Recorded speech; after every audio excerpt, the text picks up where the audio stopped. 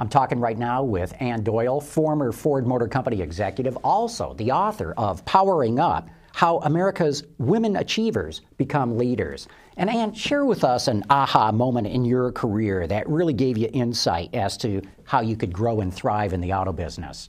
Well, one of the things people always want to hear from me is a part of my career that occurred before I was in the auto industry, and that was my years as a TV journalist, and 5 of those years I spent covering sports at a very interesting time, which was the late 70s and early 80s, when we were opening the locker rooms to women journalists, sports just locker coming rooms. in. That was brand new at that time. It was brand new. I was actually hired before the final court ruling came down that basically said the teams have got to allow female journalists in there if they're letting the men in. So it's one thing for a judge to basically say you have to let them in. It's another thing to be a lone woman standing outside that locker room, forcing yourself to walk in and face what's waiting for you on the other side. And there was plenty waiting for me on the other side. And one of the really important aha moments was one of my first tests in the Tiger locker room.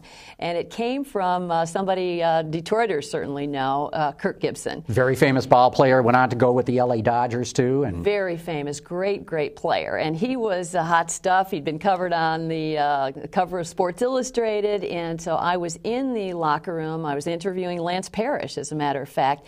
And all of a sudden, behind me, we hear a man yell out, "This is a blankety-blank man's locker room. Get the blankety-blank out of here." You know, and you can fill in the words, but it was pretty awful.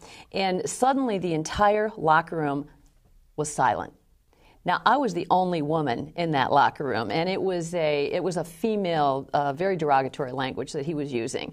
And, you know, I turned around, and here's Kirk Gibson, stark naked, with a towel over his shoulder, strutting across the locker room, making his point. And then he said it again. And I turned back around to Lance, and Lance just turned beet red, and he said, you know, he doesn't speak for all of us. But the aha moment came when I talked to my dad later, and I was steaming mad. And I said, you know what, I don't have to put up with this. I'm going to go to Sparky Anderson. I'm going to go to Jim Campbell. What should I do? And he said, you do absolutely nothing. And he said, you are being tested. And what you have to do not go whining to management. You're being tested. You have to go right back in there, show them you can take the tests, and just show them that you belong there and you can do that job. And that's exactly what I did. And the 2 important insights that came out of that were, one, weeks later, when Kirk Gibson classically hit one of those game-winning home runs in the bottom of the 9th, he pulled me out of a pack and gave me an exclusive interview. And on top of that, basically, I learned that all the other players who watched how I was tested and how I handled that, I earned respect with them too. And so every step of the way, I've learned to welcome those tests. Well, Ann Doyle, thanks so much for sharing that aha moment with us. MBS TV is brought to you by Inforum, helping women to lead and succeed since 1962. TI Automotive, fluid thinking.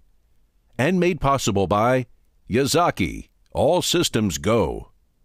And by wardsauto.com, with special thanks to the Center for Automotive Research.